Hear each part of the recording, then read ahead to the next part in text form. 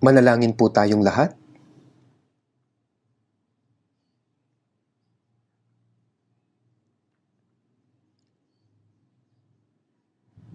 Mahabagin naming Diyos Ama sa langit, na sa amin ay nagmamahal, salamat po dahil hinawakan mo po at una mo po kaming niligtas sa katapusan ng panahon na iyong itinakda.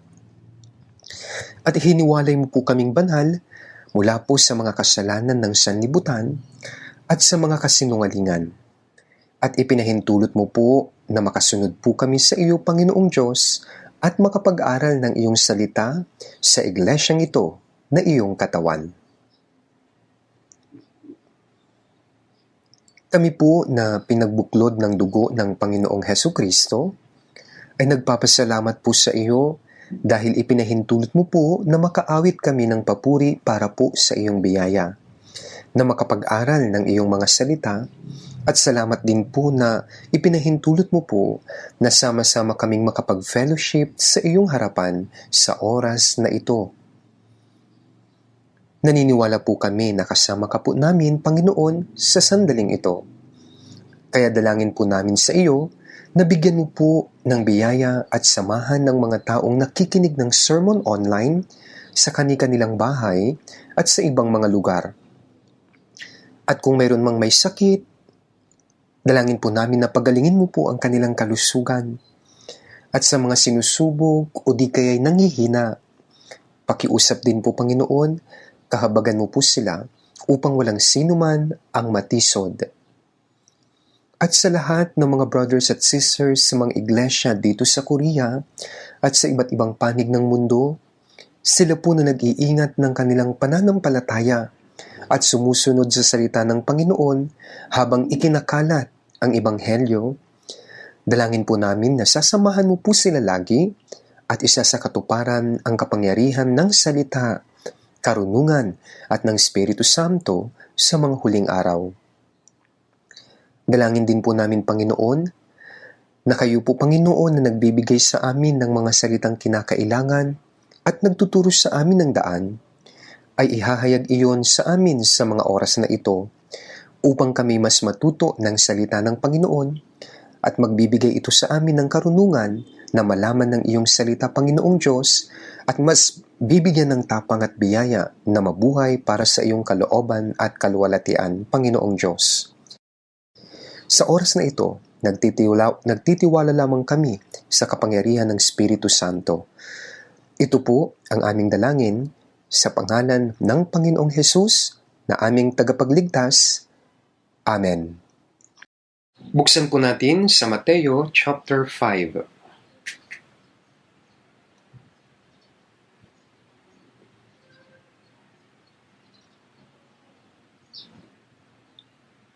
Mateo chapter 5,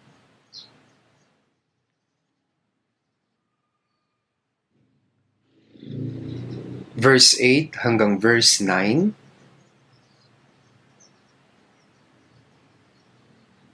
Mateo chapter 5 mula verse 8 to 9, babasahin ko po para sa inyo. Mapapalad ang mga may malinis na puso sapagkat makikita nila ang Diyos. Mapapalad ang mga mapagpayapa sapagkat sila ay tatawaging mga anak ng Diyos.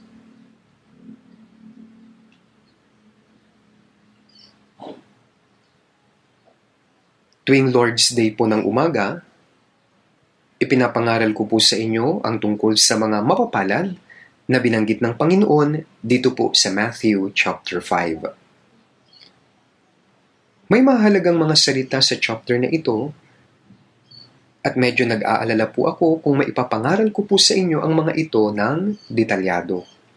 Ngunit naniniwala po ako na ang Diyos ang magpapaunawa nito sa inyo ng personal, sakaling may hindi po ako masabi. Alam niyo po, after ng salvation, mahalaga po yung asal o yung ugali ng mga anak ng Diyos. Sila ay makakapasok na sa kaharian ng Diyos na inihanda ng Diyos. At sinasabi sa atin ito ang tungkol sa ugali na dapat mayroon po ang mga tunay na Kristyano, o di kaya yung pong mga kwalifikasyon ng mga mamamayan sa langit upang makapasok sa kaharian ng Diyos. Kaya habang patuloy po na nag-aaral at patuloy po tayong nagme-meditate, pinag-iisipan natin kung talagang magiging mapalad ba ako sa sandaling dumating na ang Panginoong Hesus. Kung nasisiyahan ba ako sa mga pagpapala na binibigay ng Diyos. Ito po ang mga bagay sa aking puso, sa isipan at buhay. Ang mga pagpapala na nais ibigay ng Diyos po sa atin ay ganap po na iba sa desperadong inaasam ng mundong ito. Kaya nga, pinaniniwalaan na sino mang hindi nakakaunawa ng biyaya ng Diyos ayon sa salita ng Diyos, ay hindi rin mauunawaan ang mga sinasabing salita patungkol po sa pagpapala. Kaya noong nakaraang linggo, patuloy ko pong sinisermon sa inyo ang tungkol po sa mga mapapalad. Gaya dito sa Matthew 5:8, mapapalad ang mga may malinis na puso sapagkat makikita nila ang Diyos. Ang isa pang importanteng bagay sa puso ng ligtas na tao, sabi, malinis na puso. Naligtas po tayo at nagkaroon ng buhay na walang hanggan. At ang Espiritu ay inilagay sa atin, yun pong puso ni Kristo. Kaya gaya ng sinabi ng Panginoon sa Matthew 11:29, sabi niya, pasanin ninyo ang aking pamatok at matuto kayo sa akin, sapagkat ako'y maamo at may mapagpakumbabang puso. Kaya tayong mga born-again Christians ay dapat ilagay sa ating mga puso ang kaamuan at kapakumbabaan ng Panginoon at matuto tayo sa Kanya. At ang ating puso ay dapat po natutulad sa Kanya araw-araw, puso at buhay. Kaya nga patuloy nating pinag-aaralan kung ano po yung maamong tao. Dito sa Matthew 5 verse 6, mapapalad ang mga nagugutom at nauuhaw sa katwiran. Kaya gaya ng sinabi ko, ang maamong puso ay sumusunod sa kalooban ng Diyos at sa kanyang mga salita ng tahimik lang. Kahit pa maraming paghihirap at pagdurusa, sumusunod siya nang hindi po nagsasalita. Sinabi ng Diyos na ang taong may pusong sumusunod sa Diyos hanggang sa kamatayan, na gaya ng Panginoong Hesus, sinabi rin niya na sila'y nagugutom at nauuhaw sa katwiran. Kapag nauuhaw po tayo, gusto po nating uminom. Kapag nagutom, gusto po nating kumain. Ang isang taong gutom at uhaw ay wala pong ibang iniisip. Maghahanap sila agad ng makakain o di kay maiinom. Gaya noon, sabi po mapapalad ang mga nagugutom at nauuhaw sa katwiran. Tinutukoy po dito ang mga nauuhaw na gawin ang katwiran at kalooban ng Diyos. Sila po ay tunay na nasasabi, gaya ng nagugutom at nauuhaw sa pagkain at pag-inom ng tubig. Ganoon po ang ginawa ng Panginoong Hesus. Kapag nagugutom po tayo, maghanap talaga tayo ng pagkain upang makakain agad at tugunan agad ito. Tama po ba? Noong nagutom ang Panginoong Hesus, pagkatapos po ng 40 days, labis po siyang napagod. Kaya sabi ni Satanas sa kanya sa Matthew chapter 4, kung ikaw ang anak ng Diyos, bakit ganyan ang itsura mo? Sulsul niya ipag-utos mo na ang mga batong ito ay maging tinapay. Kaya anong problema, kaya mo yung gawin. Ngunit, hindi yun ginawa ng Panginoon. Sabi ng Panginoon, Matthew 4 verse 4, nasusulat hindi sa tinapay lamang mabubuhay ang tao, kundi sa bawat salitang lumalabas sa bibig ng Diyos. Tinutukoy ng tinapay ang pagkain ng laman. Mas mahalaga dito ang salita ng Diyos. At sinabi niya, hindi lamang ang maunawaan ng salita ng Diyos, kundi yun pong sundin din ang salita ng Diyos. Yan ang mahalaga. Kung titignan po natin ang mga salita na nakapaloob sa John chapter 4, nang dumating ang Panginoong Hesus sa Samaria, labis siyang napagod, nagutom at nauuhaw. Sinabi niya sa kanyang mga alagad, ako'y may pagkain na hindi niyo nalalaman. Sabi niya sa verse 34, ang pagkain ko ay ang gawin ng kalooban ng nagsugo sa akin at tapusin ang kanyang gawain. Dahil iniuna niya ang gawaing ibinigay sa kanya ng Diyos, talaga pong nakalimutan niyang magutom at mauhaw. Kasi sa Matthew 6:33, Ngunit hanapin muna ninyo ang kanyang kaharian at ang kanyang katwiran, at ang lahat ng mga bagay na ito ay pawang idaragdag sa inyo. Mahalaga po yung salitang hanapin muna.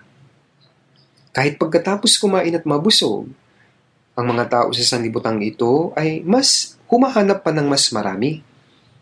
Gusto nila, di ba, mas marami pang dapat tingnan, sabi nila, pakinggan, mga maraming nakakatuwang bagay, mas masaya, sabi nila. Kaya sinusubukan nilang punan ng kasiyahan ng laman. Pag nanasa nito, tama po ba? Ngunit ang mga Kristyano, tayo po ay iba sa kanila. Ang mga bagay na iyon ay hindi laging masama, ngunit ang salitang muna ang mahalaga sa atin. May bagay na mas dapat nating hanapin. Kung hindi, gaya ni Adan, maaari tayong kumain at malimutan ang salita ng Diyos at mabigo ang ating buhay Kristyano at mahulog sa bitag ni Satanas. Kaya kasunod nito sa Matthew 5 verse 7, sinunod ng Panginoon mapapalad ang mga mahabagin.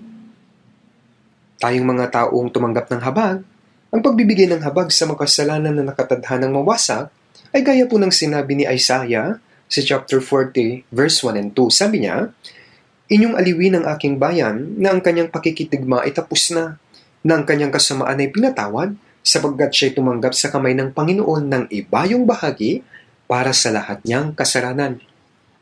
Binayaran po ng Panginoong Yesus ang lahat ng kabayaran ng kasalanan. Pinatawad ng Diyos ang ating mga kasalanan at ang kahatulan tungkol sa kasalanan ay tapos na. Ano ang bagay po na nagbibigay ng labis na kaaliwan sa taong tatanggap ng parusang kamatayan? Ito po yung masabihan siyang malaya ka na. Kaya ang isang taong dapat mamatay ay malaya na. Hindi ka na mamamatay.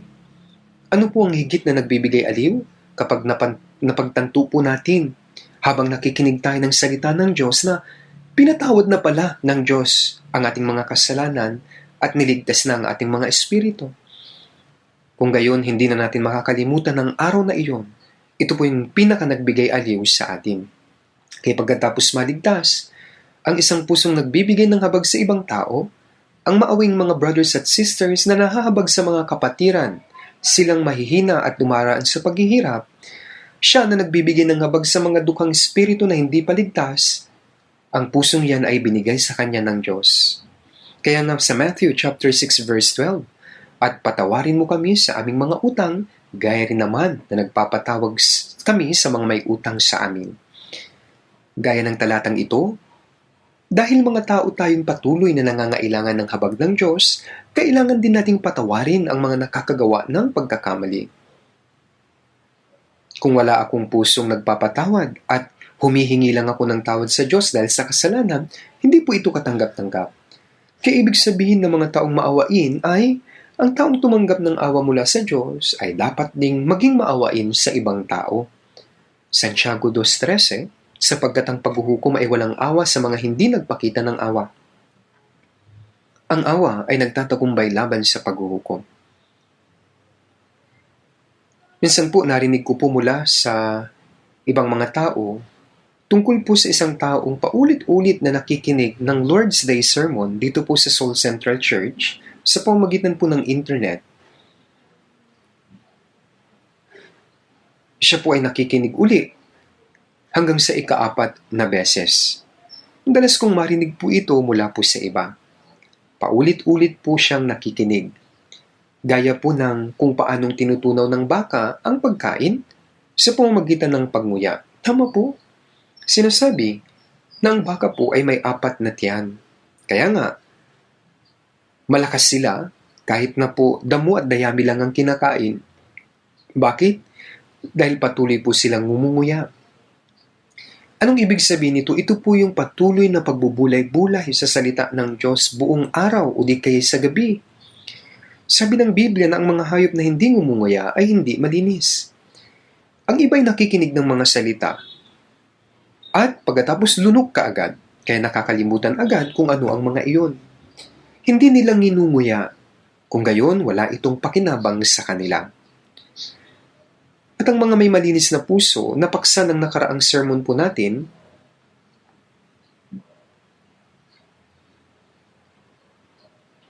last week sabi, hinugasan ng Panginoon ang ating mga kasalanan at ang Espiritu Santo ang nagpapanatili sa atin ng malinis sa pamamagitan ng kanyang salita. Kaya sa Matthew 23 verse 26, linisin mo muna ang loob ng kopa at ng pinggan upang luminis din naman ang labas nito. Kaya pagkatapos malinis ang ating spirito at puso, ang kasunod nito, ang ating mga salita at buhay ay talagang magbabago. Magiging malinis ito. Dapat na maging dalisay ito. Ang pagiging malinis at pagiging banal ay may kaparehong kahulugan. Kaya hindi lamang hinugasan ng Diyos ang ating mga kasalanan sa pamamagitan ng kanyang mga salita. Sabi rin niya sa John 17 verse 17, pabanalin mo sila sa katotohanan, ang salita mo ay katotohanan. Ito ay nasa panalangin ng Panginoong Hesus bago po siya mamatay sa krus. Sa Efesos 5:26, upang kanyang pakabanalin siya, na nilinis sa pamamagitan ng paghuhugas ng tubig sa salita. Kaya ng paghuhugas ng tubig, paglilinis sa pamamagitan ng mga salita, nagiging malinis tayo araw-araw sa pamamagitan ng paghuhugas ng ating mga kamay ng ilang beses at pagliligo, tama po. Ngayon sa ating mga puso at buhay, dapat tayong magbasa, makinig at mag-memorize ng mga salita ng Diyos. Kapag nakagawian na natin ito, hindi natin mamamalayan na unti-unti na tayong nagiging malinis at unti-unting nagiging banal. Kasi Matthew 5 verse 8, mapapalad ang mga may malinis na puso sapagkat makikita nila ang Diyos. Ang mga mata ng Espiritu ay magliliwanag. Dati po, malabo nating nakikita ang mga bagay. Ngunit ngayon, ang mga espiritual na mga mata natin ay nagliwanag na. Nakikita na natin ang kagandahan ng Diyos kahit mula sa isang bulaklak. Mararamdam natin ang pag-ibig ng Diyos.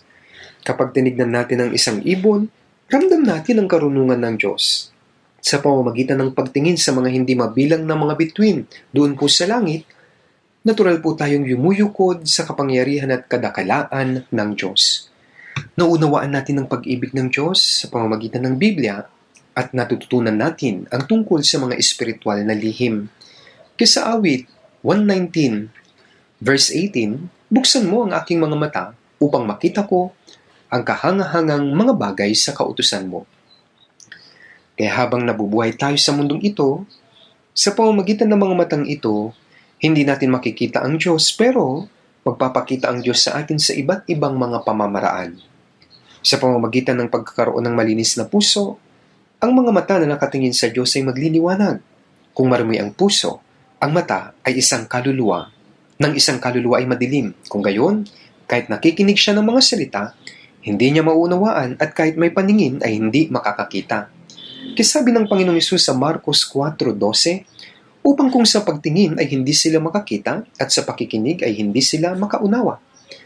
Isinasara ng makasalanan ng kanyang mga mata. Tama po ba?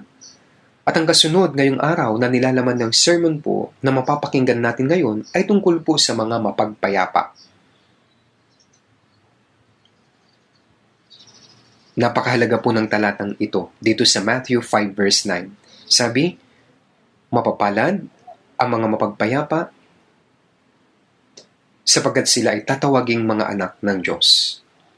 Kaya mula po sa mga dukha ang Espiritu hanggang sa mapagpayapa, ito ang ilan sa 7 uri ng pagpapala. Ito ay ganap na pagpapala. Dito po, ang selyo ay itinatatak bilang mga anak ng Diyos. Kapag sinuri natin ang mga mahalagang dokumento at kapag nakumpirmang tama ang mga ito, lalagyan agad ito ng selyo o yung pong seal. Naligtas tayo at ang posisyon natin ay anak na tayo ng Diyos. Hindi lamang sa salita, kundi maging ang ating praktikal na buhay at dapat pong maging karapat-dapat bilang mga anak ng Diyos. Kaya dapat tayong maghanda paunti-unti. Hindi lang ang mga mamamayan ng langit sa salita, kundi dapat ihanda din natin ang ating ugali at kwalifikasyon bilang mga pupunta sa langit. Pagkatapos magsalita ng maraming uri ng mga bagay, tatawagin silang mga anak ng Diyos. Hindi ito ang maging anak ng Diyos dahil inihahanda ng paunti-unti ang pag-uugali at kwalifikasyon, kundi ito na yung katibayan ng pagiging mga anak ng Diyos. Roma 8:14, sapagkat ang lahat ng pinapatnubay ng Espiritu Santo ay sila ang mga anak ng Diyos. Hindi ka magiging anak ng Diyos dahil pinapatnubayan ka ng Espiritu Santo, kundi ang taong naging anak ng Diyos ay papatnubayan ng Espiritu Santo. At ang pagpatnubay ng Espiritu ay tiyak na katibayan ng pagiging anak ng Diyos. Kaya ibig sabihin ng maging mapagpayapa ay ang selyo ng pagpapatunay ay itinatak na.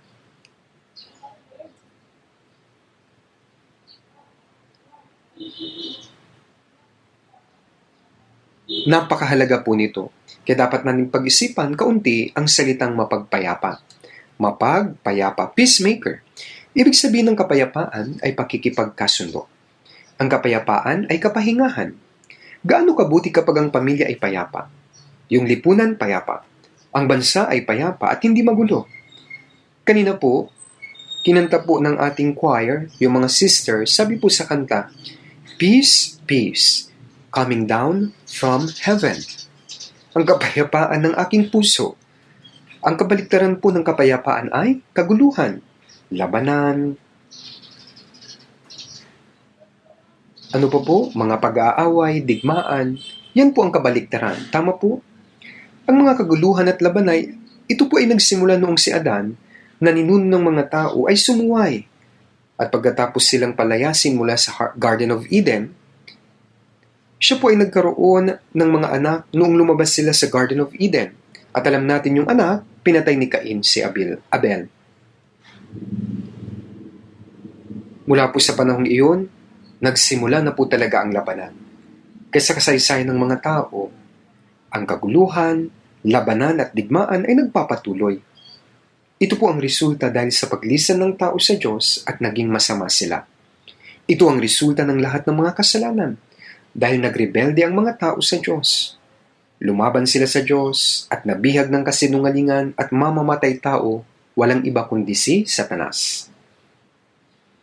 Hindi na sila nagkaroon ng tunay na kapayapaan. Yan ang naging kasaysayan ng tao. Kaya maraming mga miserabling bagay ang nangyayari. Kaya kapag binuksan po natin ang lumang tipan, ang bayang pinili ng Diyos, ang mga Israelita,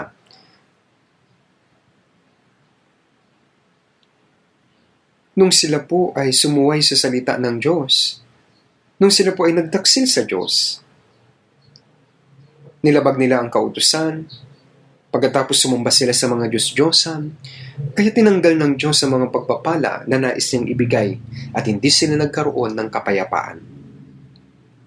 Sa halip, sila po ay nagkaroon ng mga pagdurusa, suliranin, maging mga disiplina. Sila'y pinamunuan ng mga hintil, nagdusa at ganap po silang winasak ng Babylonia.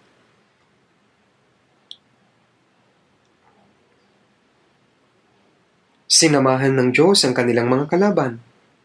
At ang templo ni Solomon, kung saan naglingkod sila sa Diyos, ito po ay nasunog at naging mga bihag sila. Yan po ang malinaw na makikita natin sa bansang pinili ng Diyos dito po sa lumang tipan. Inalis ng Diyos ang kanyang pagpapala sa kanila, sa halip, tinanggap po nila yun pong sumpa. Nabuhay silang miserable sa loob po ng napakaraming taon. Hindi sila nagkaroon ng kapayapaan. Ito po ay dahil tinanggihan nila ang salita ng Diyos. At ang Diyos ay nagsugo ng kanyang tanging anak upang maging kabayaran sa mga taong naging kaaway ng Diyos dahil sa kanilang mga kasalanan. Ngunit ano po ang ginawa ng mga Israelita? Ang mga Israelita, sila po ay nagtaksil at pagkatapos ipinako nila sa krus ang Panginoon. Siya na sinugo ng Diyos upang maging kabayaran ng kanilang mga kasalanan, upang maipagkasundo sila. Pero anong ginawa nila? Ipinako nila sa krus. Kaya sa unang Korinto 2:8, walang sino man sa mga pinuno ng sanlibutan ito ang nakakaunawa nito. Sapagkat kung naunawaan nila, ay hindi sana nila ipinako sa krus ang Panginoon ng kaluwalhatian. Kaya hindi ba kasalanan na hindi nila ito alam? Kaya mula po sa lupang ibinigay sa kanila ng Diyos, pinalayas sila at ikinalat sa buong mundo. At sa kanilang mahabang kasaysayan, nagdusa, pinarusahan sila, sinumpa sila sa loob po ng 2,000 years. Nagdusa po sila, naging miserable at pinagpapatay. Sa kasaysayan ng tao, walang ibang bansa ang nagdusa gaya po ng pagdurusang naranasan ng mga Israelita.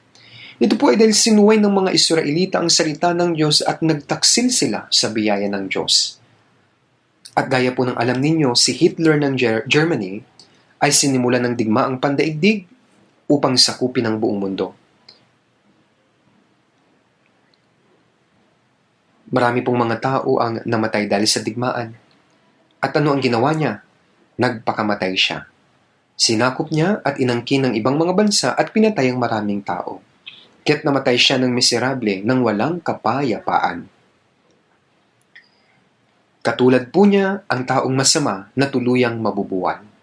At sa huli, sinabi ng salita ng Diyos na ang mundo ay mawawasak sa pamamagitan po ng huling digmaan sa mga huling araw.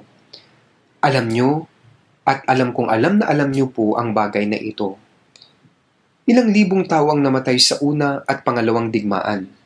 Sa huli o ikatlong digmaang pandaigdig,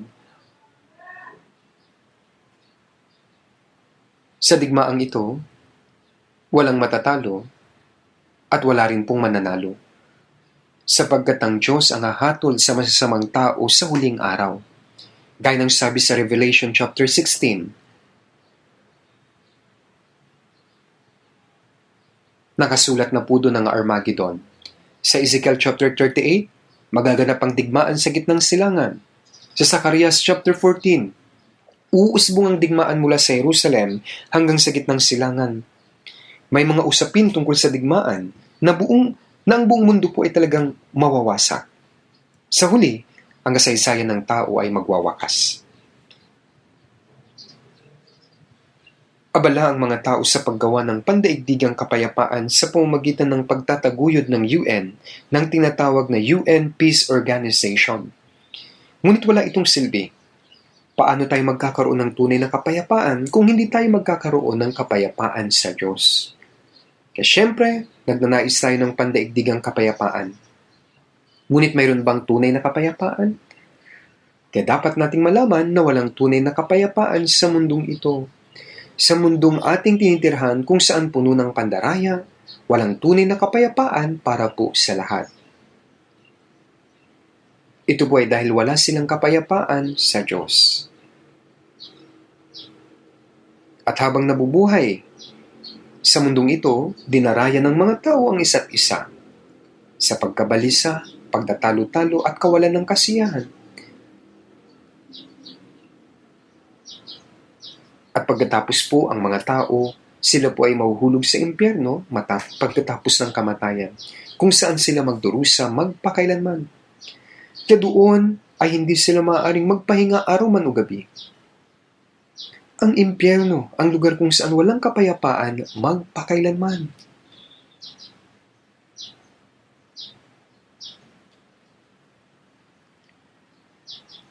Napakahalaga po ng kapayapaan sa Diyos. At kung walang kapayapaan, ang lugar kung saan walang kapayapaan, magpakailanman po ito ay walang iba kundi ang impyerno. Kaya sa Isaiah 57 verse 21 sabi, walang kapayapaan, sabi ng aking Diyos, para sa masasama. Walang kapayapaan sa masasama. Opo.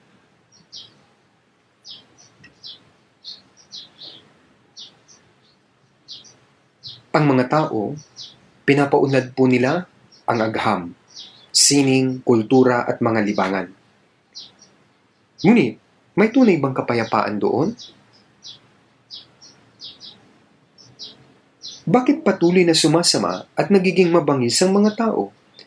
Bakit po sila nag-aaway-away? Sapagkat wala silang tunay na kapayapaan. Walang tunay na kapayapaan at kasiyahan. Hanggat hindi sila tunay na nagsisisi sa Diyos at ang kanilang mga kaluluwa, ay maligtas at magkaroon sila ng kapayapaan ng Diyos. Kaya kung walang kaligtasan, walang pagsisisi at kaligtasan, wala po talagang kapayapaan na magmumula sa Diyos.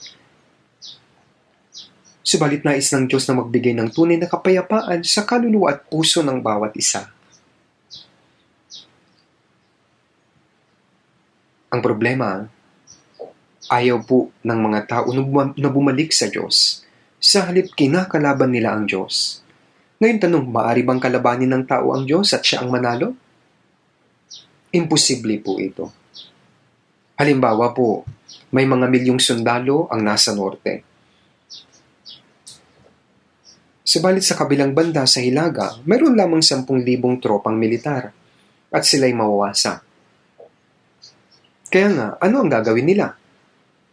Dapat silang sumuko na may puting bandila. Hindi na pwedeng magmatigas.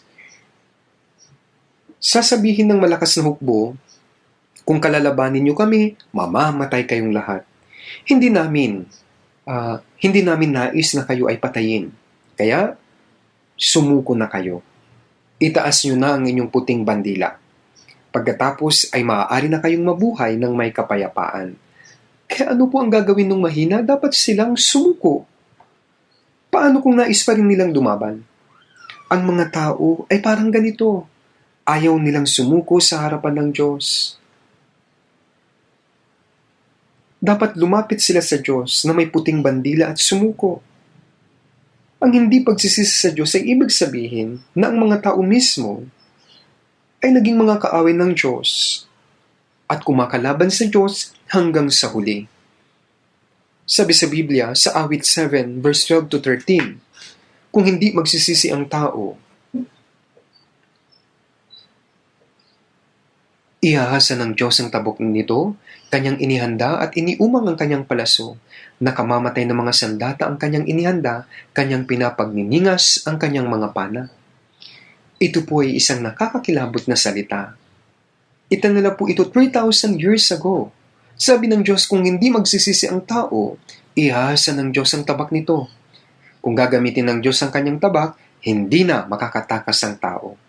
Kanyang inihanda na at iniumang ang kanyang palaso, inihahasa ang kanyang tabak. Kapag iniumang na ng Diyos ang kanyang palaso at pinana ito, lahat po talaga ay mamamatay. Kaya nga nakamamatay ng mga sandata ang kanyang inihanda, kanyang pinagpagningas ang kanyang mga pana. Ano po ito? Ito po yung nuclear bomb. Ang mga tao ay mawawasak sa pamamagitan ng kanilang mga nuclear weapon. Kaya nga sa Awit 9 verse 15, nahulog ang mga bansa sa hukay na kanilang ginawa, sa lambat na kanilang ikinubli.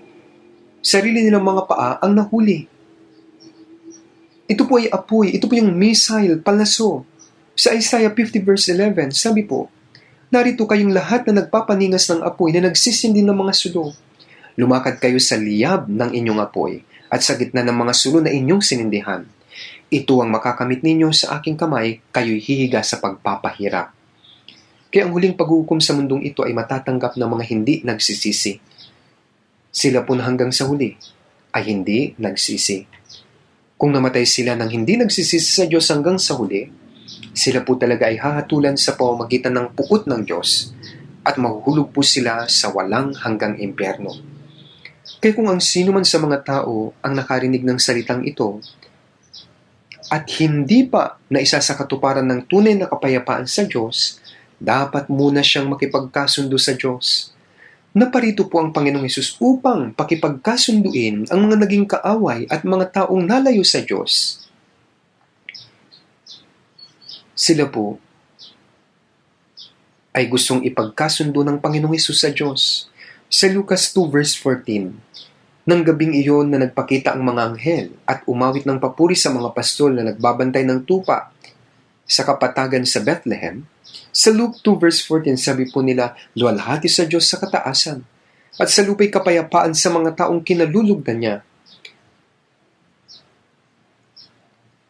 Kaya isang kaluwalhatian sa Diyos na maligtas ang mga makasalanan sa pamamagitan ni Jesus.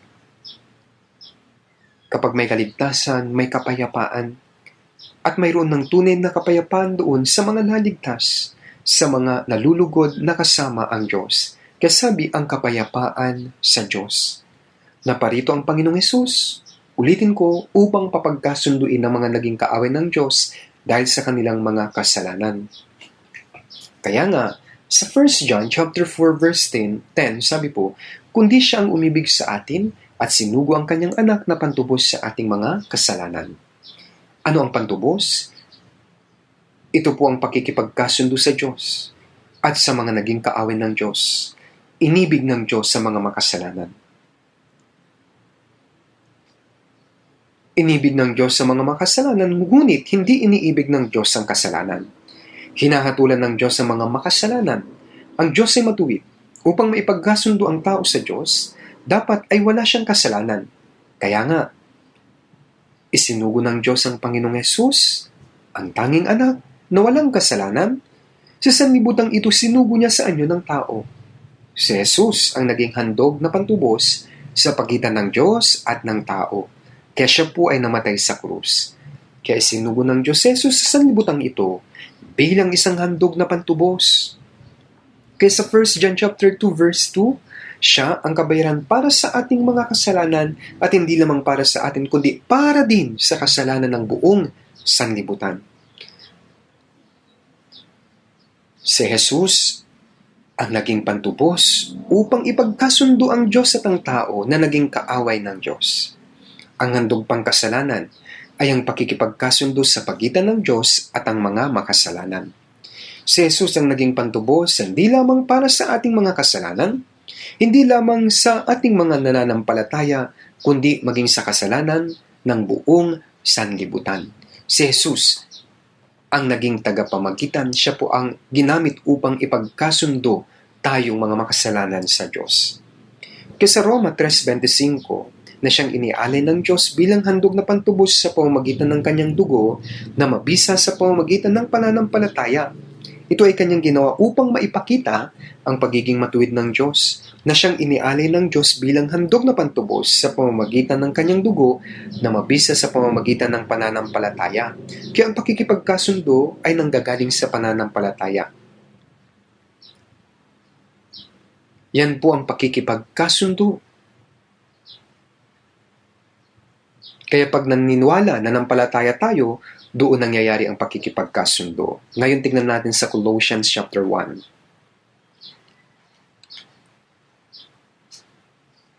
Verse 20, Colossus 1.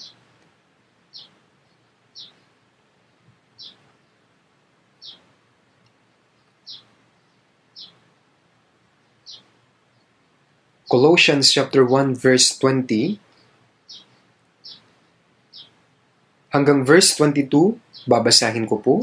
At sa pamamagitan niya ay pagkasunduin ng Diyos sa kanyang sarili ang lahat ng mga bagay sa lupa man o sa langit, na ginagawa ang kapayapaan sa pamamagitan ng dugo ng kanyang krus. At kayo na nang dati ay hiwalay at mga kaaway sa pag-iisip, sa pamamagitan ng masasamang gawa, ay pinagkipagkasundo niya ngayon sa kanyang katawang laman, sa pamamagitan ng kamatayan, upang kayo iharap na mga banal at walang dungis at walang kapintasan sa harapan niya, na ginagawa ang kapayapaan, sabi po, sa pamamagitan ng dugo ng kanyang krus. Nang si Jesus ay namatay, sinabi po niya, natupad na. Ano po ang natupad? Ang pagpapatawad ng mga kasalanan. Pinatay niya ang puot at pagkatapos dumating ang kapayapaan. Ang pakikipagkasundo sa pagitan ng banal at espiritual na makalangit na mundo at ang mga makasalanan sa sanlibutan. Kaya sabi, at kayo na nang dati ay hiwalay at mga kaaway sa pag-iisip, sa pamamagitan ng masasamang gawa, ay pinakipagkasundo niya ngayon sa kanyang katawang laman sa pamamagitan ng kamatayan. Kaya kamanghamanghang salita po ito, tama po? Alam po natin, ang Korea po, ito na lamang ang tangi at huling bansang nahahati dito sa mundo. Ilan sa kanila ang namatay at patuloy na nagdurusa hanggang ngayon. Ang tangi nating hiling ay ang pagiging isa ng ating bansa. Pagiging isa. Opo, totoo po ito. Kapag ang problema ay naisaayos na at ang tunay na kapayapaan ay natupad na, ang pagiging isa na ang kasunod nito. Ngunit sa palagay ko po sa ngayon, mahabang panahon pa ang hihintayin upang maging isa ang ating bansa. Magkakaiba po kasi ng mga ideya, iba ang sistema, magkaiba. Kaya ang lahat po ay magkaiba. Kaya bagaman nais po natin ang pagkakaisa, subalit sinusubukan ng kabilang panig na maisakatuparan ang pagiging isa sa pamamagitan po ng puwersa. Alam natin po ito, tama? Kaya nga, ano ang nangyayari? Anyway, kung ang pagiging isa ay maisasakatuparan, at ang lahat ng mga problema ay maisasaayos, masasabi po natin na sa wakas ang pagiging isa ay nasa katuparan na. Ang Cold War era ay nawala na at ang pandaigdigang kapayapaan ay dumating na. Kaya gaano kalaki na lamang ang kasiyahan natin kapag nagkaganoon. Gayunpaman, ang kapayapaan na inaasahan natin ay hindi darating sa madaling paraan. Sapagkat sa mga huling araw, kung ang mga nuclear weapons ay sasabog, ang buong mundo ay masusunog sa loob lamang po ng 30 minutes. Higit po 100 times, hindi lamang po isang beses masusunog ang mundong ito, higit sa 100 beses. Ang posibilidad ng nuclear war na iyon ay talagang nakakatakot. Ngayon ay may 1 segundo na lamang bago ang digmaan, parang ganun na lang po ang ating layo. Tayo ay nalalapit na sa sitwasyon ng pagsabog. Sigurado pong nabubuhay tayo ngayon sa panahon ng panganib na ito. Ngunit isang kamanghamanghang pagpapala na tayo po ay naipagkasundo na sa Diyos sa mga huling araw. Ito po ang ating kasiyahan. Yan ay dahil may tunay na tayong kapayapaan. Dahil naipagkasundo na po tayo sa Diyos, especially sa mga huling araw.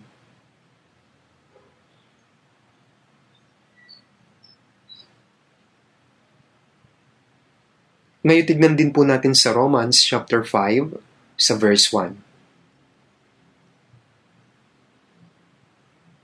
Roma chapter 5, verse 1. Basahin po natin sabay-sabay. Kaya't yamang tayo'y inaring ganap sa pamamagitan ng pananampalataya, mayroon tayong kapayapaan sa Diyos sa pamamagitan ng ating Panginoong Hesukristo. Kaya ang mga naligtas ay may kapayapaan sa Diyos at tinatamasa po natin ang kapayapaan. Ang alitan at kaguluhan sa pagitan ng tao, ito po ay isang malaking problema. At ang banta ng digmaan sa buong mundo ay nakakatakot. Ngunit ang pinaka-nakakatakot na bagay ay yung pong maging kaaway ka ng Diyos. Kapag kaaway ka po ng Diyos, wala talagang kapayapaan sa Diyos. Makakatanggap ka lamang ng puot at kaparusahan mula po sa Diyos. Ngunit tayo na habang nabubuhay sa masasamang mundo, ngayon ay may kapayapaan na sa Diyos. Ang mundong ito ay hindi ang ating walang hanggang tahanan. Sa John, chapter 14, verse 27, sabi ng Panginoon, kapayapaan ang iniiwan ko sa inyo. Ang aking kapayapaan ay binibigay ko sa inyo. Hindi gaya ng ibinibigay ng sanlibutan ang ibinibigay ko sa inyo. Huwag mabagabag ang inyong puso o matakot man. Kaya may kapayapaan ang tao pong ligtas. Siya ay may kapayapaan na sa Diyos at siya ay may tunay na kapayapaan sa kanyang puso dahil naipagkasundo na po siya sa Diyos. Nagbibigay ang Diyos ng kapayapaan na hindi maibibigay o makukuha sa mundo o sa sanlibutang ito. Kaya nga, nasa atin na po ang kapayapaan. Gaya po ng kanta. Sabi po, peace, peace, wonderful peace, coming down from the Father above. Ito po yung tunay na kapayapaan. Habang nabubuhay sa tuntungan ng paan ng Panginoon, kung iingatan ko ang kayamanang ito sa aking isip, dadalan na ako ng Panginoon sa langit sa araw ng kaluwalhatian. Kung mayroon tayo ng ganitong kapayapaan sa ating isip, ito ang langit at ito ay kayamanan. Kukunin ng Panginoon ang mga mayroong ganitong kapayapaan sa langit. At bago tayo makapasok sa langit, ang langit ay masasakatuparan sa ating isipan. Kaya nga, may mapayapang isipan po tayo. Kaya nga, may kapayapaan.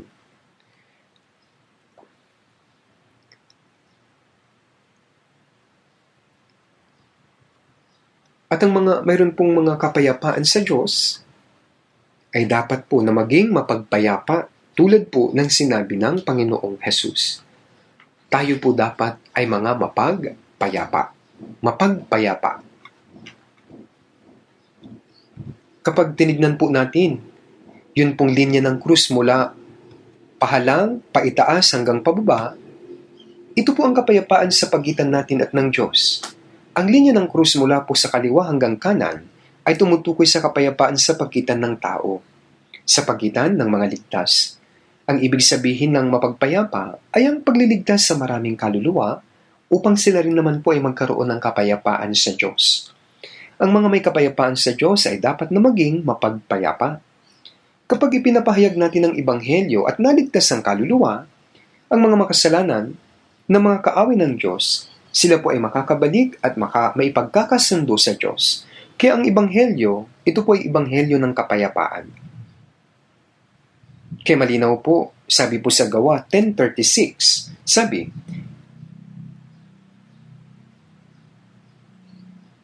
nalalaman ninyo ang salita na kanyang ipinadala sa mga anak ni Israel, na ipinapangaral ang magandang balita ng kapayapaan sa pamamagitan ni Jesucristo, siya'y Panginoon ng lahat. Kaya nga magandang balita ng kapayapaan. Ang kapayapaan na isa sa katuparan sa pamamagitan ni Jesucristo. At sa tuwing ang Ebanghelyo po ay ipinapangaral, dumarating ang kapayapaan ng Diyos sa mga taong ito. Kaya ang pagpapahayag ng Ebanghelyo, yan po yung pagliligtas ng mga kaluluwa. Ito rin po yung pakikipagkasundo sa Diyos. Kaya sabi po sa Efeso 6:15, Ebanghelyo ng kapayapaan. Ebanghelyo ng pakikipagkasundo, pagpapahayag ng kapayapaan. Ibinigay sa atin ng Diyos ang ministeryo ng pagtataguyod ng kapayapaan. Dako po tayo sa 2 Corinthians chapter 5. 2 Corinthians chapter 5, verse 18 to 19.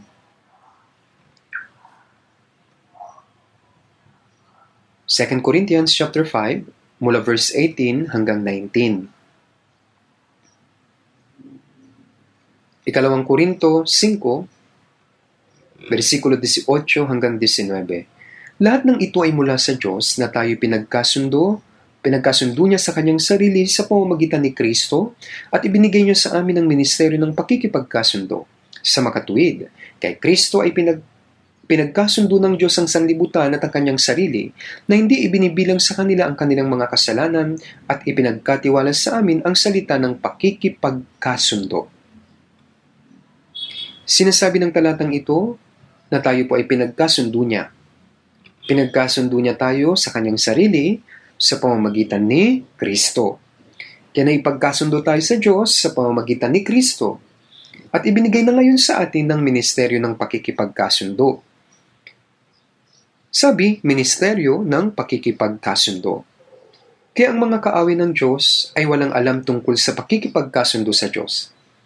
Kapag yun pong isang tao ay patuloy na nakikipaglaban sa Diyos, kahit pa alam niya na matatalo siya sa huli, sa kaloonan, mapapahamak siya. Kaya tayo po, nasa atin ang ministeryo ng pakikipagkasundo. Pinupuntahan natin itong mga taong ayaw sumuko sa Diyos.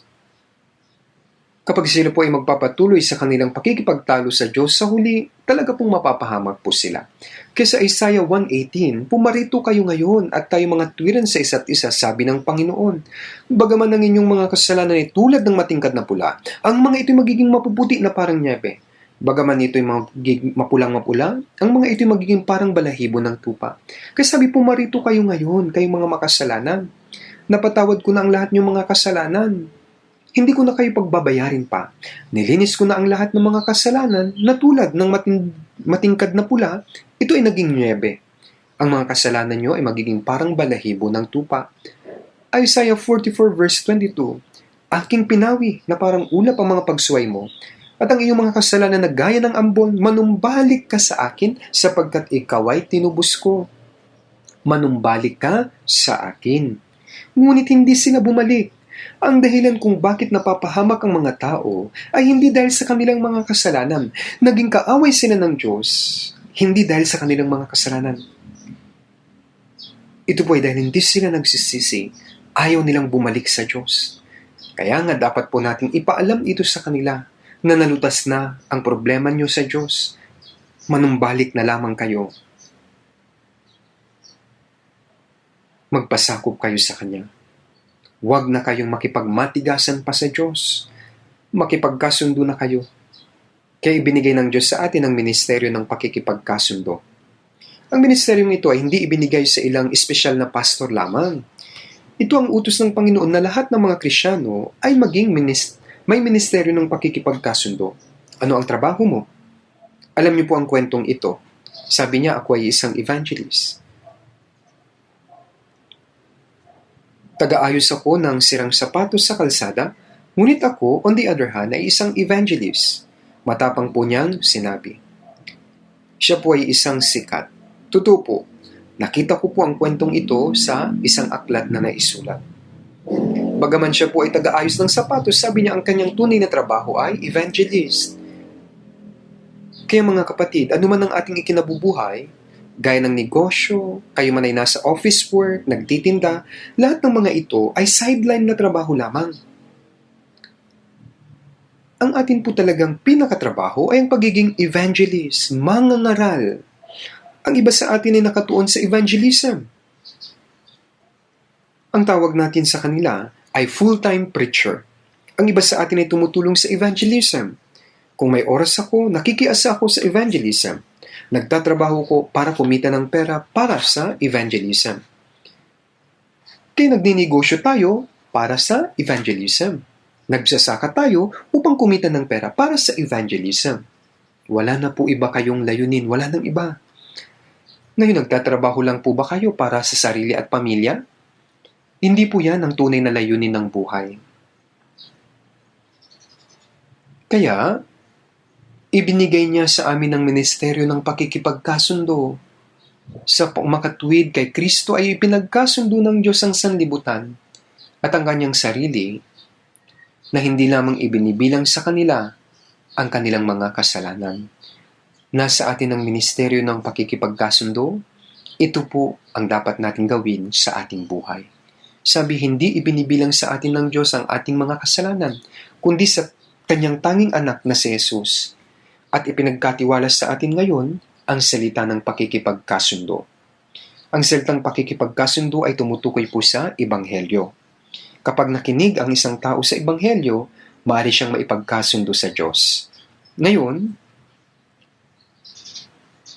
tingnan natin dito sa 2 Corinthians 5:20, sabi dito, "Ket kami ay mga sugo para kay Kristo, yamang ang Diyos ay nananawagan sa pamamagitan namin. Kami nananawagan sa pangalan ni Kristo na kayo makipagkasundo sa Diyos." Sabi po, makipagkasundo sa Diyos. Para sa mga hindi ligtas pa, sila po ay hindi pa tunay na naipagkakasundo sa Diyos. At ibinigay sa atin ng Diyos ang ministeryo ng pakikipagkasundo at ang salita ng pakikipagkasundo.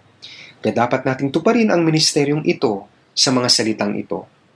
Ang tawag sa kanila ay mga sugo para kay Kristo. Ang sugo ay kinatawan po ng isang bansa, ambassador. Ginagawa nila ang mga pambansang gawain at naghahatid ng mensahe ng Pangulo bilang kinatawan. Sa pangalan ni Kristo, ibig sabihin ay kinatawan ni Kristo. Kaya sabi, kami nananawagan sa pangalan ni Kristo na kayo makipagkasundo sa Diyos. Kaya isa rin po itong dakilang utos sa atin. Tayo ay mga ambassador. Naghihintay ang Diyos na may bukas na mga bisig para sa lahat ng mga tao na bumalik. At tayo po ang nananawagan upang sila po ay maipagkasundo sa Diyos bilang mga sugo o bilang mga ambassador. Kaya tayo po, sabi, ambassadors of Christ.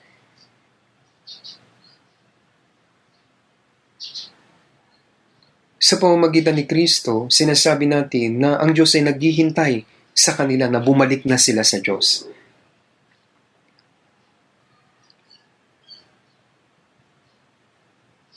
Sa Romans, chapter 10, verse 21, sabi po, sa buong araw ay iniunat ko ang aking mga kamay sa isang swail at mapagsalungat na bayan. Maging sa 2 Peter 3, verse 8-9. Subalit sabi po, mga minamahal, ang isang araw sa Panginoon ay tulad ng 1,000 taon, at ang 1,000 taon ay tulad ng isang araw. Ang Panginoon, matyaga sa inyo na hindi niya ibig na sino man ay mapahamak, kundi ang lahat ay dumating sa pagsisisi. Kaya pinatay ng Diyos ang puot sa pamamagitan ng krus. Hebrews 10:17, at ang kanilang mga kasalanan at mga kasamaan ay hindi ko na aalalahanin pa. Kaya ang Diyos po ay naghihintay sa iyo, gaya ng ama na naghintay sa kanyang prodigal son. Naisip ng alibugang anak ang kanyang mga kasalanan. Kaya sabi niya, paano ko magawang bumalik? Ang isang makasalanang gaya ko ay dapat nang mamatay. Kapag namatay siya sa gayon, kalooban ba ng ama na mamatay siya? Anumang kasalanan ng nagawa natin, ang pag-ibig ng Diyos, tandaan nyo, ay mas malaki kaysa anumang kasalanan. Lubang napakalaki na kayang magpatawad magpakailanman. Kaya sabi niya, manumbalik kayo sa akin. Iyon lamang po. Kaya sa buong araw ay iniunat ng Diyos ang kanyang mga kamay. Matyaga siyang naghihintay. Ang isang araw gaya ng 1,000 taon hanggang sa tayo po ay magsisi. Kaya sa Job 22:21, sumang-ayon ka sa Diyos at ikaw ay mapapayapa. At ang mabuti ay darating sa iyo. Kapag ganun, ibibigay sa iyo ng Diyos ang walang hanggang pagpapala. Ngayon, mahirap po ba iyon? Ngunit ayaw nila. Isaiah 45 verse 22, kayo bumaling sa akin at kayo maliligtas lahat ng dulo ng lupa. Ngunit sinasabi nila, ayaw ko. Hayaan mo na lang akong mamatay. May isa pong kwento, may isang pamilya, lahat na sila ay ligtas. Subalit yung pong asawang lalaki lamang, siya na lang po yung tatay, ang hindi ligtas. Sa tuwing sinasabi ng asawang babae sa kanyang asawang lalaki na dapat siyang manampalataya at maligtas, ganito ang sagot niya, tayo na lamang ang pumunta sa langit. Ako okay lang kahit sa impyerno ako. Yan ang kanyang laging sinasabi sa kanyang asawa. Kayo na sa langit, okay lang ako sa impyerno. Subalit ang lakas po ng loob niya. Kung alam niya lang na mayroon talagang impyerno, hindi niya sasabihin iyon. Huwag niyo pong sabihin ng ganun. Sinabi niya na walang Diyos, walang langit, walang impyerno. Anong ibig niyang sabihin? Lantaran po ang kanyang iniasal. Sa pagkakaalam ko, nangyari ito sa isang pamilya sa Daegu, dito po sa Korea. Ilang taon na po ang lumipas, ang asawang lalaking ito ay muntik nang mamatay dahil po sa cancer, at noon lamang siya lumapit sa Diyos. Naligtas po siya sa huli at umiyak. Sinabi niya sa kanyang asawang babae na nagkamali siya. Sinabi niya sa mga kamag-anak niya na sila rin ay dapat manampalataya. Kaya masigasig niyang sinabi sa kanila na manampalataya at maligtas. Pagkatapos po, siya po ay namatay. Mabuti na lang po at sumuko siya sa Diyos at naligtas siya bago mamatay. May mga taong hindi nananampalataya hanggang sa huli po. Halimbawa po yung pong isang magnanakaw na nasa tabi ni Jesus, nabuksan niya ang daan patunging langit mula sa pintuan ng impyerno. Naligtas siya sa pamamagitan ng pakiusap niya sa Diyos para sa kanyang kaluluwa. Pero sa kabilang banda yung isang magnanakaw, tumanggi hanggang huli. Kung ikaw nga ang anak ng Diyos, bumaba ka riyan sa krus at iligtas mo rin kami, sabi po niya. Napaka-estupido po niya. Nagkaroon siya ng gininto ang pagkakataon para matanggap ang huling kaligtasan. Ang Panginoon na magliligtas sa kanya. Siya na kinatawan ng tao, siya po yung kumakatawan sa mga taong tumatanggi sa Panginoon hanggang sa huli. Alam niyo po, dapat tayo makipagkasundo sa Diyos at dapat nating ipangaral ang Ebanghelyo upang matupad natin ang pakikipagkasundo sa Diyos. At isa pa po, ang mga Kristiyano ay dapat may kapayapaan sa kanilang tahanan. Sa isang pamilya, mahalaga ito, dapat mayroong pagkakasundo sa tahanan. Kapag palagi pong may problema sa pamilya ng isang Kristiyano, kung ang mag-asawa ay laging nagtatalo, ang mga magulang at mga anak ay nagtatalo. Napakamalas kapag ganito ang pamilya. Dapat po mayroon pong kapayapaan una sa lahat sa pamilya. Kaya una, ang taong nakamit ang kapayapaan ay may responsibilidad nito. Ang kapayapaan ay hindi kusang nangyayari. Ang bawat tao ay may gawain upang makamit ang kapayapaan. Kaya upang maipangaral ang Ebanghelyo ng kaligtasan sa mga hindi ligtas, dapat matyaga nating ipangaral ang salita sa pag-ibig ng Diyos. Gayunpaman, hindi madaling magligtas ng isang kaluluwa. Ang isang asawang lalaki na hindi pa ligtas at kahit pa sabing ligtas na siya, dapat tiyakin ng asawang babae kung mayroon talaga siyang kapayapaan sa Diyos. Ito po ay sapagkat ang kaligtasan ng kanyang asawang lalaki ay hindi pa ganap kaya hindi siya mapanatag. Kapag ang pakikipagkasundo sa Diyos ay natupad, hindi ko ba makakayang gumawa ng paraan para makamit ang kapayapaan sa pag-ibig ni Kristo? Kahit pa ako ay magdusa sa mga hindi makatarunang bagay, makarinig ng hindi magandang pananalita, o kahit sumpain pa ako? Kaya kapag nagtatalo ang mag-asawa, alam niyo ba kung sino ang unang biktima? Sino po? Ang mga anak, syempre po. Kaya nagdurusa ang mga bata.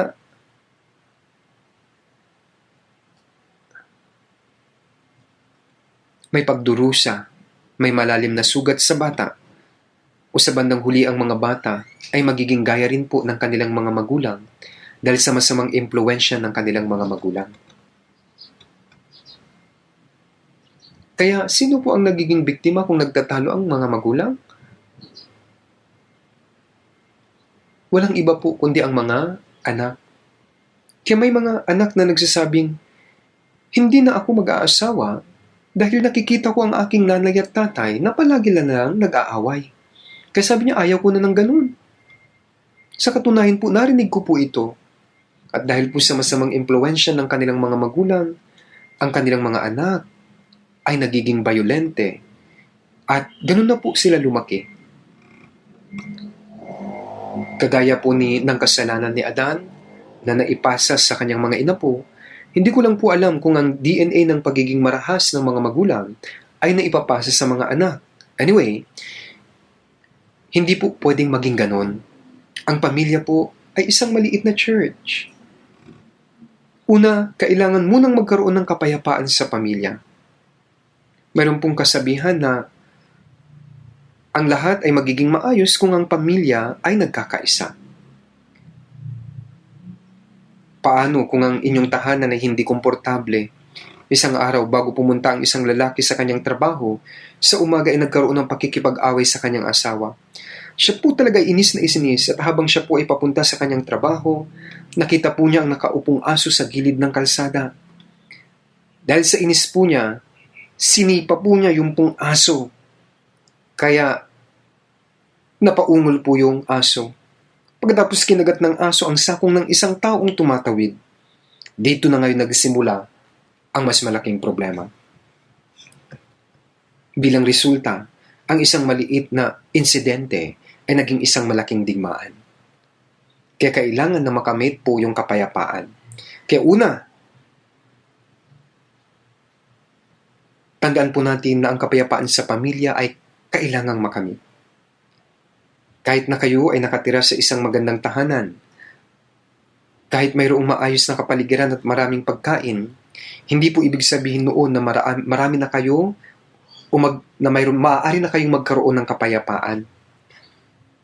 Hindi manggagaling po sa kayamanan, sa bahay ang kapayapaan. Proverbs 17 verse 1, mas mabuti ang isang tuyong tinapay na may katahimikan kaysa bahay na puno ng pistahan ngunit may kaguluhan. Kahit nasagana sa karni at iba pang mga bagay ang inyong bahay, ngunit mas mabuti na magkaroon ng kapayapaan kahit na tuyong tinapay lamang ang mayroon kayo, kaysa yung magkaroon ng away sa pamilya.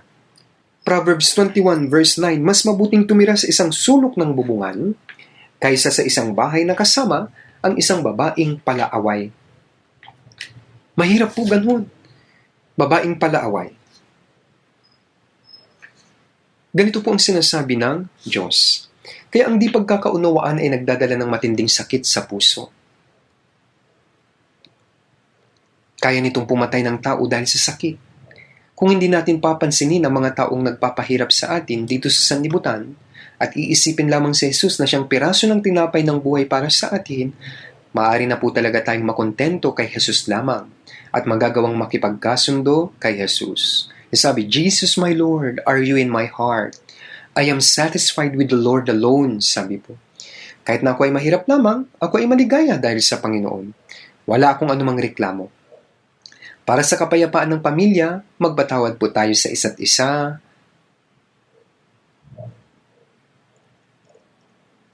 Kailangan po magbigayan tayo, iwasan ng mga alitan. At hindi kayo dapat na magkaroon ng paborito o di kayo paghahambing sa inyong mga anak. Alam niyo po ba ito? Alam niyo po sa Biblia, naging anak ni Isaac si Esau at Jacob bilang mga kambal. Ngunit sinubukang patayin ng nakakatandang kapatid ang kanyang nakababatang kapatid, kaya si Jacob ay tumakas. Tanong, ano po ang dahilan? Kung titignan po ninyo ang kanilang tahanan, mas minahal ng kanilang ama ang nakakatandang anak. Ang panganay ay ipinanganak halos kasabay ng kanyang kakambal. Si Esau ay nangangaso at nagluluto ng karne para makain ni Isaac. Gayun din si Jacob naman ay isang lalaki na kagaya ng isang babae. Lagi niyang tinutulungan ng kanyang ina sa kanilang tahanan upang gumawa ng mga gawaing bahay at nangapoy. Laging sinasabi ng ina, "O aking bunso, ang aking bunsong anak ang pinakamagaling." Ngayon ang nanay at ang tatay ay may mas mahal sa magkaibang anak. Kaya nagkaroon po sila ng kanilang paborito. Kaya sabi niya, "Anak ko," sabi ng isa, sabi rin ng anak ko, "mas magaling ka." Bilang resulta, alam na po ng lahat ang sumunod na pangyayari. Ang bunsong anak ay dinaya ang panganay na anak. At ang panganay na anak ay gustong patayin ang kanyang bunsong kapatid. Simula noon, hindi na nila nakita ang isa't isa sa loob po ng 20 years. Bawat isa ang pagkakaroon ng paborito sa inyong anak ay nagsisimula ng away ng magkakapatid. Alam niyo po ba ito pag may favoritism?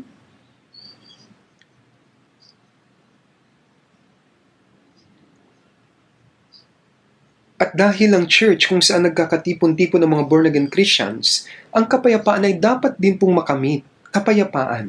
2 Corinthians 5:16. Sabi po, sa church, mula ngayon, ay hindi namin kinikilala ang sino man ayon sa pananaw ng laman. Bagaman kinikilala namin si Kristo ayon sa pananaw ng laman, ngunit ngayon ay hindi na gayon ang aming pagkakilala. Na hindi na po natin kinikilala ang sino man ayon sa laman. Ito po ibig sabihin na hindi natin kinikilala kung ang tao ba ay nakapag-aral o hindi. Mabuti ba siya o hindi natin tinitignan yan. Mayaman man o mahirap. Maganda o pangit, lahat ng ito ay physical na kondisyon lamang. Ang katawang ito ay mabilis po na naglalaho. Kaya sa katapusan ng chapter 31 ng Kawikaan, sa verse 30, ang alindog ay madaya at ang ganda ay walang kabuluhan, ngunit ang babaeng natatakot sa Panginoon ay papupurihan. Kaya ang mga tao ay nakatingin lamang sa panlabas na anyo. Ang nakikita lamang nila ay ang panlabas. Tinitignan ng tao ang panlabas na anyo, subalit ang Diyos yung panloob po ang tinitignan. Kaya pagdating sa paghahanap ng mapapangasawa, ano po ang dapat nating hanapin? Tinitignan ko ang tatlong mahalagang bagay. Una, tignan ang pananampalataya. Kung ang isang tao ba ay mayroong matibay na pananampalataya at mabuting pag-uugali. Yan po yung pangalawa, kung mayroon siyang matibay na pananampalataya, tiyak na siya ay magiging mabuting tao. Dapat siyang maging tapat anuman ang ginagawa. At ito lamang po ang pangunahin. Iyon po ang dapat nating tinitignan. Pananampalataya, kabutihan, yung kanyang ginagawa. Kung anong uri ng pamilya mayroon siya, kung mayroon ba siyang ari-arian, ano ang ginagawa, gaano kataas ang kanyang pinag-aralan, hindi na po yan masyadong mahalaga. Mabuti kung mayroon kayo ng mga ito, ngunit wala naman po itong problema kung wala ito sa inyo. Ngunit, iba ang mahalaga para sa ibang tao. Sabi nila, kailangan maganda siya. Kailangan mabait. Kung ano ang kanyang pinag-aralan at kung anong uri ng pamilya mayroon siya. Ito ang unang tinitignan ng mga tao at hindi po yung panloob. Gayunpaman, ang panlabas na anyo ay mabilis na naglalaho, tandaan niyo po iyan.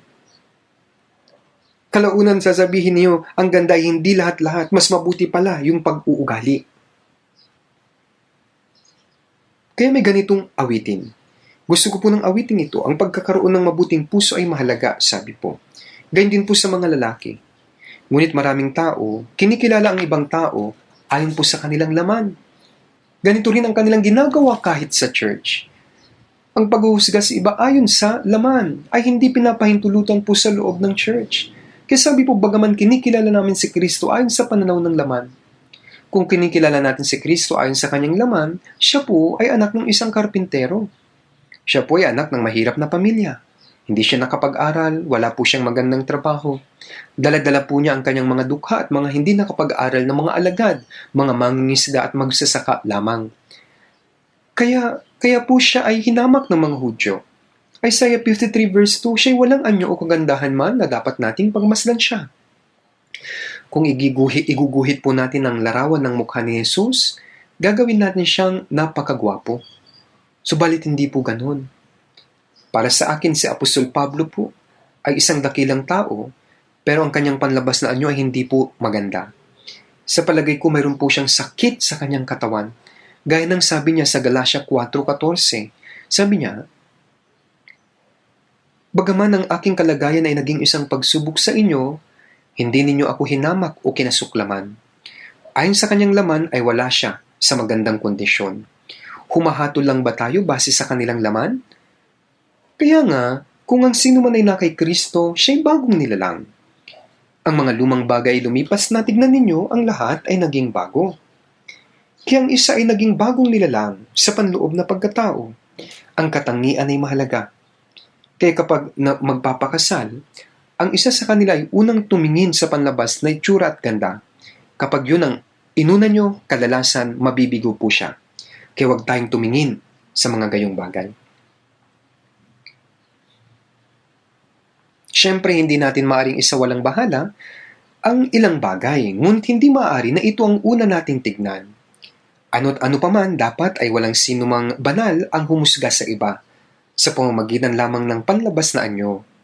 Kaya upang makamit ng mga banalang kapayapaan, dapat po silang magsalita ng may ingat at hindi pasigaw.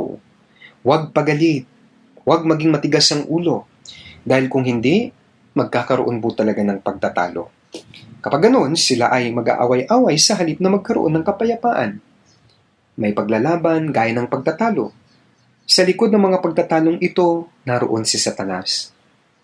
Kung titignan nyo sa Garden of Eden, nagkaroon ng sira sa relasyon sa pagitan ng Diyos. Pinatay ng panganay ang nakababatang kapatid.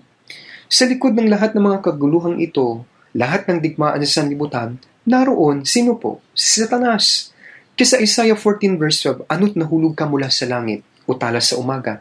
Anak ng umaga, paanong ikaw ay lumagpak sa lupa? Ikaw na siyang nagpabagsak sa mga bansa." Ikaw na siyang nagpabagsak sa mga bansa. Ibig sabihin po nito, si Satanas ang dahilan. Kaya ang mundo po ay naging magulo, simula pa lamang sa panahon ng Garden of Eden. Patuloy niyang ginagawang madugo ang sanlibutan ito. Miserableng mundo na may digmaan, siya ang sumira ng kapayapaan sa pagitan ng mga bansa sa sanlibutan, sa lipunan at maging sa church. Kaya kung ang mga banal ay hindi mag-iingat, maaari din po tayong magamit ni Satanas. Kaya kailangan yung isaalang-alang na maaari kayong gamitin ni Satanas sa halip ng Diyos. Kung hindi mapapansin na sa likod ng mga pagtatalong ito ay naroon si Satanas, anong mangyayari? Ang mga tao po ay patuloy na mag-aaway dahil sa napakaliit at mga walang kwentang bagay. Nagagalit sila sa isa't isa at nagsisighawan, ginagalit ang isa't isa. Pwede ba na magbunga tayo at mas maging mapagpasensya para sa kapayapaan? Sinasabi ko po ito dati. Lagi po, nakikita ko minsan may mga nag-aaway. Hindi po dapat mangyari yan. Kaya dapat mapagpasensya, piliting makamit ang kapayapaan. Nakwento ko po sa inyo ito dati at lagi kong sinasabi, isa pong kwento. Sa kwento, mayroon pong isang lalaki na bumalik galing sa kanyang business trip at nakita niya ang isang lalaki nakatabing natutulog ng kanyang asawa pagbalik niya sa kanilang bahay. At ang lalaking ito ay inahit ang buhok, kalbo. Kaya may sabi niya may iba siyang kinakasama. Ngunit naisip niya ang isang kasabihan. Naisip niya, mabuti ang pagtitiis. Mabuti ang pagtitiis. Nais niyang patayin sila. Ngunit sinasabi niya sa kanyang sarili, mabuti ang pagtitiis. Mabuti ang pagtitiis. Bumangon sila sa gitna ng gabi at nakita niya ang kalbong lalaki. Ngunit ang nakita niya ay hindi isang lalaki, kundi kapatid na babae pala ng kanyang asawa. Buti na lang nagtiis siya. Inahit ng kapatid na babaeng ito ang kanyang buhok dahil nanggaling pala siya sa isang templo upang magkaroon ng spiritual training. At bumisita lamang siya sa kanyang ate. Subalit kalbo po siya kasi nga galing ng templo. Inahit nila ang buhok niya. Kung hindi siya nakapagtiis, maaari napatay niya sila. Kaya kung napatay niya sila, ito ay magiging isang napakalaking pagkakamali. Ano ang aral? Kailangan lamang pigilan ng lalaking ito ang kanyang galit ng isang segundo. Ngunit madalas po, hindi ito ang nangyayari at nagpapatay ng mga tao ng ganun-ganun lang. Ang tao ay madalas na mainitin ang ulo. Kaya mahalaga po, magtiis, magtiyaga lang. Sabi po sa Romans 15 verse 2 at 3, bawat isa sa atin ay magbigay lugod sa kanyang kapwa para sa kanyang kabutihan tungo sa ikatitibay niya. Sapagkat si Kristo man ay hindi nagbigay lugod sa kanyang sarili, kundi ganyang nasusulat, ang pag-alipusta ng mga umaalipusta sa iyo ay nahulog sa akin. Sinabi rin ito ng Panginoon, huwag mong bigyan ng kasiyahan ng inyong sarili, kundi ang iba. Bigyan mo ng kasiyahan ng iyong kapitbahay. Gumawa ka ng mabuti at magtayo ng kabutihan. Sa mga taong makasarili, na tinutuon lamang ang pag-iisip sa kanilang sarili, mahirap makipagkasundo. Romans 12:18, kung maaari hanggang sa inyong makakaya, makipumuhay kayo ng mapayapa sa lahat ng mga tao. Sabi, kung maaari sa lahat ng mga tao. Kaya hindi tayo dapat maging kaawin ng mga taong hindi mananampalataya. Kung maaari ay mabuhay tayo ng payapa sa lahat ng tao. Sa Marcos 9, versikulo 50, magkaroon kayo ng asin sa inyong mga sarili at kayo magkakaroon ng kapayapaan sa isa't isa. Anong ibig sabihin na magkaroon kayo ng asin sa inyong mga sarili at magkaroon ng kapayapaan? Ang asin na ito ay ginagamit upang makagawa ng kimchi. Ang pechay po ay matigas, ngunit kapag nalagyan ito ng asin, ang pechay po ay nagiging malambot. Nagiging malambot at nagkakaroon po ng lasa. Ngayon, paano nagkakalasa ang pagkain dahil sa asin? Magkakaroon kayo ng asin sa inyong sarili at magkakaroon ng kapayapaan. Ibig sabihin, dapat itong matunaw. Magiging masarap ba ang kimchi kung walang asin? Hindi lang po kimchi, maging lahat ng pagkain ay kinakailangan ng asin para maging masarap. Kaya nga, sa Luke 14 verse 34 to 35, mabuti ang asin. Subalit kung ang asin ay mawalan ng kanyang lasa, paano maibabalik ang alat nito? Ito ay hindi nababagay maging sa lupa o sa tambakan man ng dumi. Itinatapon nila ito. Kaya kailangan malusaw, matunaw ang asin. Ngunit upang sumarap at magkaroon ng lasa, ay kailangan ng asin. Dapat itong matunaw. Natutunaw ito sa kanyang sarili. Kapag nakakain tayo ng masarap na kimchi, sinasabi natin, masarap ang kimchi. Kaya hindi na po mahalaga kung ikaw ay napuri o hindi. Gawin mo lang ang dapat mong gawin. Ang kapayapaan ay nakakamit sa pamamagitan ng mga taong hindi tinitignan ng kanilang sariling interes. Kailangan durugin yung pong kanilang sarili. Ang trigo, yung rice cake, kailangan itong maging pulbos upang ito ay mapagsama-sama. Kapag ang bawat isa sa atin ay sira at bawat isa ay tila naglaho, tayo ay magiging isa sa pamamagitan ng banal na spirito. Kaya sabi po sa Efeso 4 verse 3, na nagsisikap na mapanatili ang pagkakaisa ng spirito sa buklod ng kapayapaan. Kaya upang tayo po ay maging isa, kailangan po nating iwan ang ating pagiging makasarili. Kailangan mong alisin ang iyong sariling pag-iisip. Kailangan mo rin pong itapon ang sarili mong pakinabang para sa pakinabang ng iyong kapitbahay. Dapat iniisip ang pakinabang ng iba, ng church, para sa kapakinabangan ng mga brothers at sisters. Ang pag-ibig ay hindi dapat ipinipilit ang sariling kagustuhan. Hindi po ito mayayamutin. Pinapasan nito ang lahat ng bagay. Kaya sa pamamagitan ng sakripisyo ng asin, ang kapayapaan ay makakamit. Alam niyo po ang awit 133 verse 2 to 3. Mula po sa Psalm 133 mula verse 1, narito napakabuti at napakaligaya kapag ang magkakapatid ay sama-samang namumuhay na nagkakaisa. Ang mga brothers at sisters na naligtas ay pinagbuklod sa kapayapaan upang maging isa kasama ng Holy Spirit sa buklod ng kapayapaan. Ito po yung pagkakasundo. Ang kapayapaan at pagkakasundo, pareho lamang po yan. Ang Holy Spirit po ang nagdatali sa atin. Kaya na nagsisikap na mapanatili ang pagkakaisa ng Espiritu sa buklod ng kapayapaan. Minsan tayo ay nagiging isa, ngunit minsan nag-aaway-away at hindi napapansin kapag mayroong maliit na problema. Sabi niya, ayaw kong makita ang taong yan, kaya hindi na ako pupunta sa church. Pagkatapos umalis siya. Kaya ba ng isang tao na mabuhay ng maayos sa kanyang buhay Kristyano na mag-isa? Sinasabi ko sa mga tao na gustong umalis ng church dahil sa mga ganitong problema, sabi ko, okay, kung gusto mong umalis ng church, umalis ka. Kung sigurado kang mayroon kang nakitang maling turo sa ating church, at kung kaya mong sabihin na mali ang itinuturo natin sa church, ang buong church ay mali, kung ganito, kahit kailan pwede kayong umalis at pumunta sa iba na tama ang turo kaysa sa church natin. Sinasabi ko rin na kung wala kang makitang mali, hindi ka dapat umalis kahit na anong mangyari. Ang Panginoon ay narito, bakit ka aalis? Gaano karaming problema mayroon ng mga Israelita nung sila ay umalis sa Ehipto at pumasok sa lupain ng Kanaan? Subalit tanong, nilisan ba nila ang Diyos? Si Moises kasama nila at maging ang Diyos ay kasama din nila. Pinangunahan sila ng haliging ulap sa araw at haliging apoy sa gabi. Pinakain ng mana. Nakita nila ang tulong mula sa Diyos, subalit nanatili silang laban kay Moises. Kahit na ang Diyos ay kasama natin, at kahit kaninong tao, lalabas at lalabas po ang problema. Kaya, hindi dapat tayo nakikipagtalo sa mga maliliit na bagay, o di kayo magkaroon ng pusong may pagkakabaha-bahagi. Kaya sabi po sa Colossians 3:15, ang kapayapaan na doon ay tinawag din kayo, tayo po ay tinawag para sa kapayapaan. Sabi, maghari sa inyong puso ang kapayapaan ni Kristo, na doon ay tinawag din naman kayo sa isang katawan at kayo maging mapagpasalamat. Ang kapayapaan po ay nagaganap sa kanila na siyang nakikipagpayapaan sa Diyos. Isang katawan, si Jesus ay siyang ulo ng iglesia at tayo ay ang espiritual na kongregasyon sa pagkakaisa ng Espiritu Santo.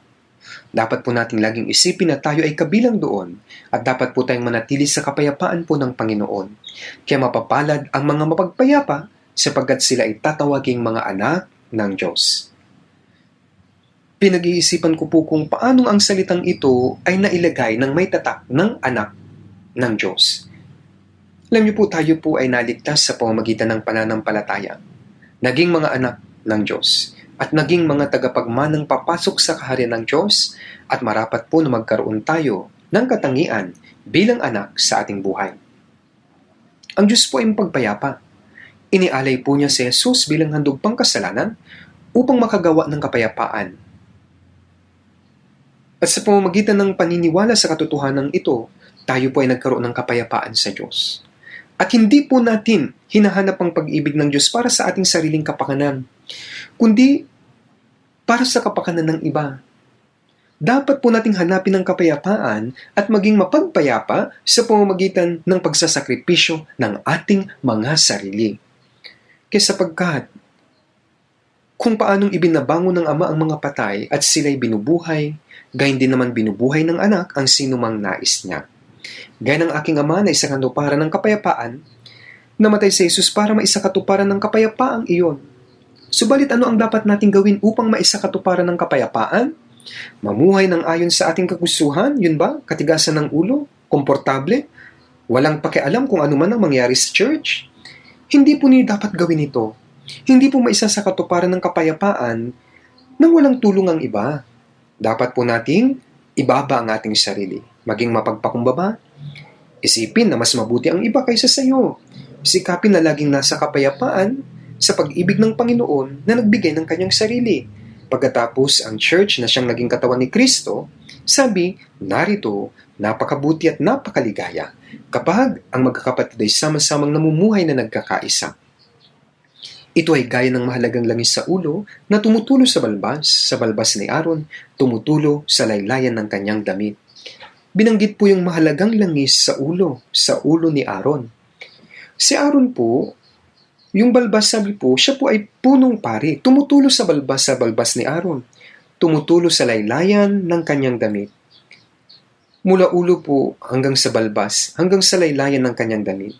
Ang mga salita pong ito ay kung ibubuhos mo yung langis sa ulo ng punong pari, ang mga humihiwalay ng mga balbas ay magiging kasing talas ng suklay. At ito po ay tutulo pababa doon.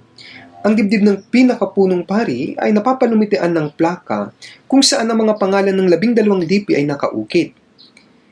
Ang langis ay tutulo po mula roon, tumutulo sa laylayan ng kanyang damit. Ano po ang kahulugan nito?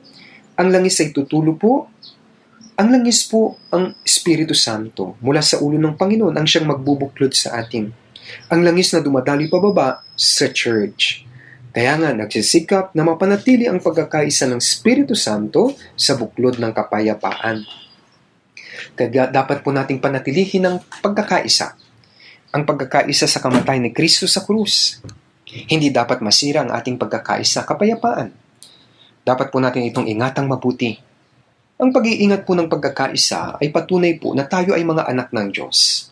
Ito po ay nagpapatunay na tayo ang tumanggap ng kaligtasan, walang hanggang buhay at naging mga anak tayo ng Diyos.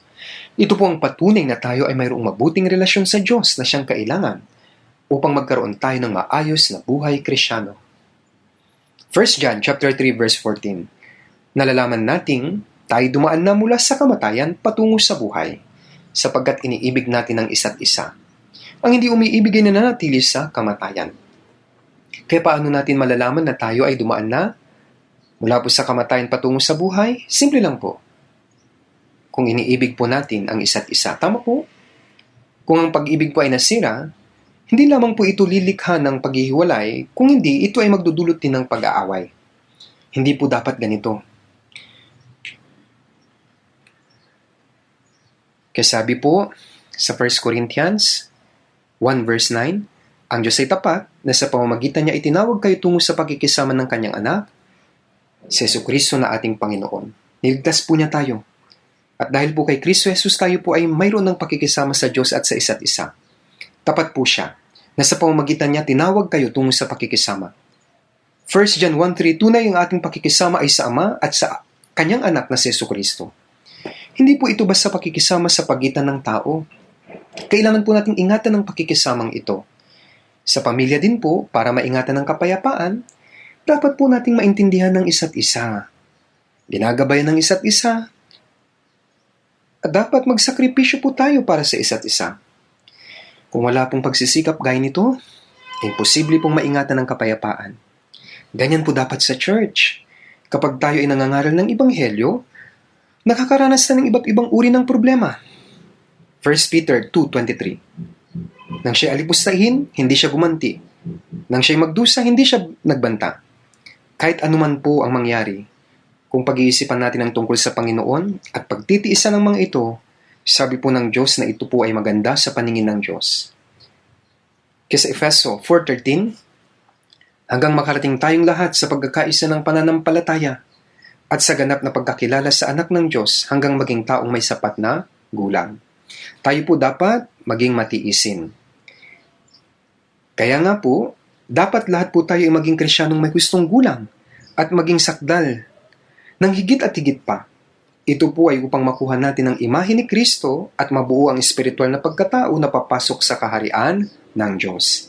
Kaya para maging mapagpayapa, dapat po mayroon pong tayong katungkulan ng pagsunod at pagkakaroon ng kapayapaan sa Panginoon. At upang maipangaral po ang Ebanghelyo sa mga hindi mananampalataya, dapat po nating subukang magkaroon ng kapayapaan sa Diyos. Magkaroon ng magandang pakikisama sa pagitan ng mga kapatiran at isa pa po, siguraduhin na ang Diyos ng kapayapaan ay naisa sa katuparan din po, higit sa lahat, sa ating kanya-kanyang pamilya.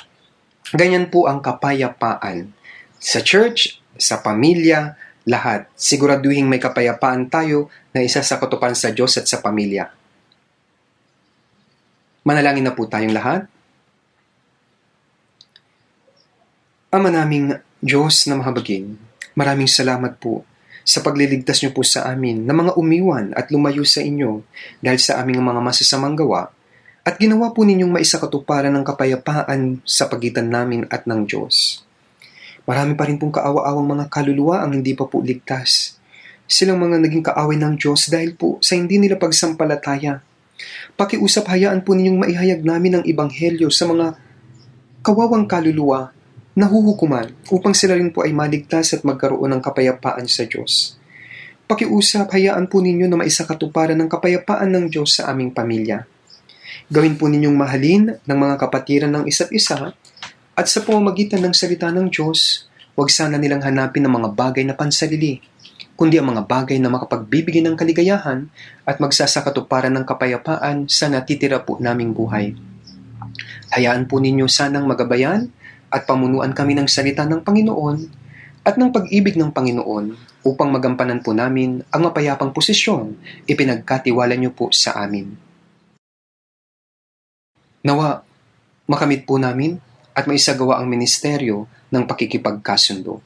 Ito po ang aming dalangin sa pangalan ng Panginoong Hesus na aming Panginoon at Tagapagligtas. Amen.